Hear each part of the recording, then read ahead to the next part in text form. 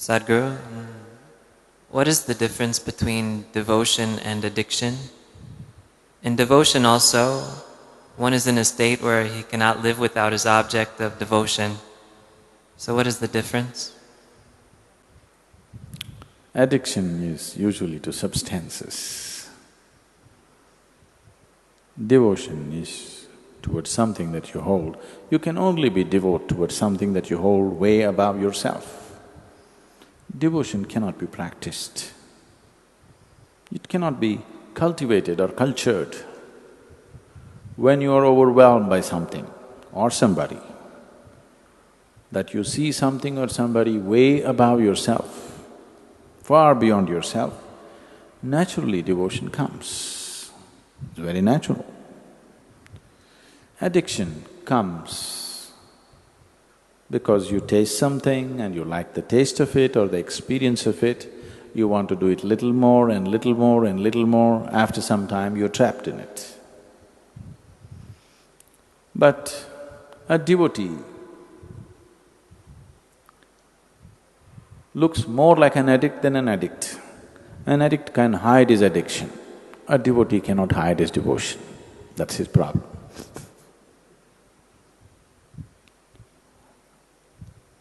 Even a drug addict, if he has little bit of control over himself, he can make himself look very normal and deceive the whole world. But a devotee is not capable of that. He just bursts forth anywhere. He cannot hide it.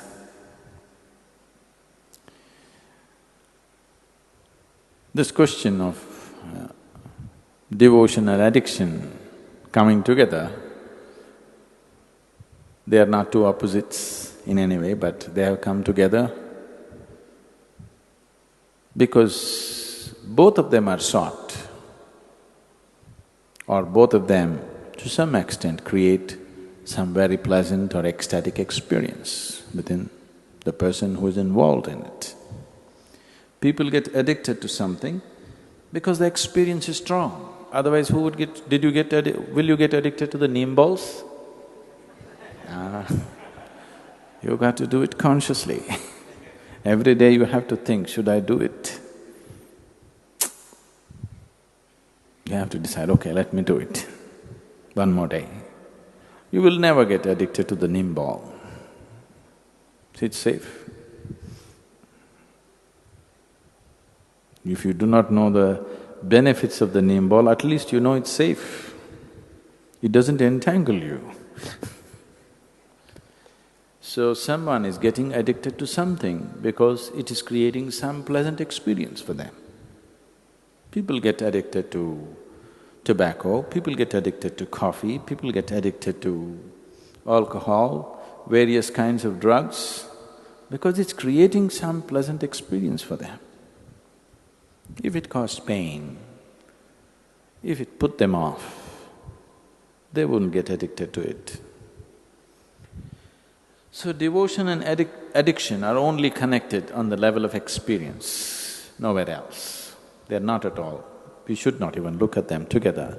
But in terms of experience, yes, they have a common ground. Both of them create an extremely pleasant experience. What devotion means is, your emotions have become sweet, very sweet. A devotee may look like a madman to somebody else.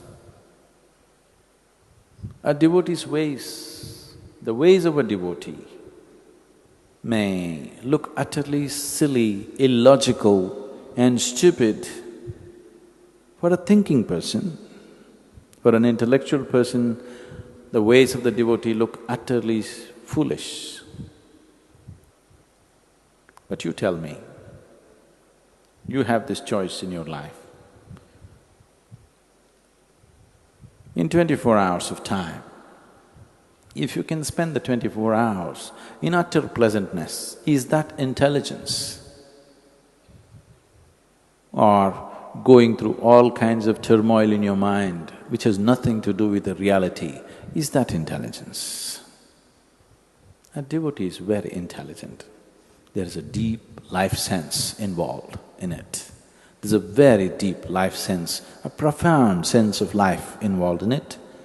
He has understood that ultimately the most important thing is, if you make this experience of life extremely pleasant, 24 hours of the day, all the time, through your life, if you make the experience of you being here totally pleasant, then nothing will entangle you, everything will release you. He has understood that. It's a very deep sense of intelligence. It may not be logical, it may look silly for an intellectual person, but there is a very deep sense of intelligence involved. And obviously, this is a historical fact. More devotees have attained to the ultimate than any other way. Devotion has always been the quickest and most successful way. But only problem is, they may look like nuts to the rest of the society. If you don't mind looking like a nut, or if you've realized you're one, whichever way, then there is no problem being a devotee. Devotees are fools who are not even thinking about their well-being. But they don't have to think about it because they found their well-being. Only those who have not found it have to constantly think about well-being, isn't it? A devotee is well. If he has to die tomorrow, he is still well. That's how he is. So he's found his well-being, so he doesn't think about it. He doesn't feel the need to think about his well-being because he's well, really well within himself. So it's a very, very profound sense of life. If this life sense is dissected and analyzed, it doesn't make sense, but in your experience it makes sense. So devotion also causes ecstasy.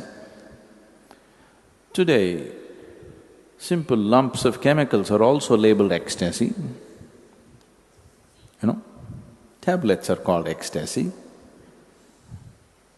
If there was a tablet, if you popped it, for the rest of your life you are going to be ecstatic, I'm not against it. I'm okay with it. What's the problem? I'm perfectly fine with a drug. If there was a drug that you can take it, for the rest of your life you're ecstatic, what is the problem? Let's take it. But the problem is, it just gets you on a high for some time and then dumps you in such a bad way. And in the process of doing this, it just ruins you completely. That's the problem.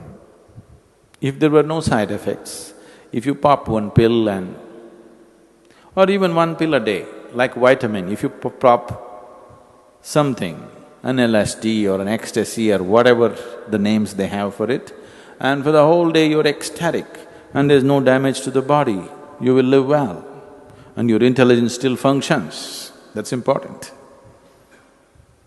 If your intelligence still functions and it expands you and makes you enhanced in every way, I don't see what's wrong with the drug.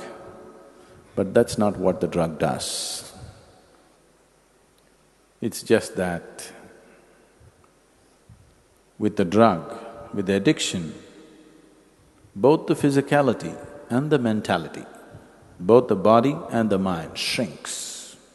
The physical capabilities will shrink and the mental capabilities will shrink. So as a human being, you're not enhanced, you're destroyed. But devotion makes you hugely enhanced. Things that you never thought you could do, now you can do because there is no limitation on you. A devotee is also insane with ecstasy, but he will never jump off a mountain or he will never jump off a high-rise building. This happened to lots of people in United States during the 60s. People jumped off high-rise buildings because they were on LSD and they thought they're free and they could fly. Devotee also feels like that, but he will never jump off because his mind and body is in full function, because he's in such a state of pleasantness within himself. So, addiction shrinks you. Devotion enhances you. Both of them could be pleasant experiences.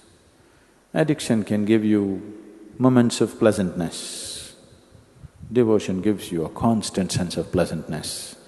But the most important thing, it enhances you, expands you, makes you all-inclusive. Addiction pushes you to your corner, makes you totally exclusive, to a point where after a period of addiction, most people become neurotic or broken with anxieties or depression.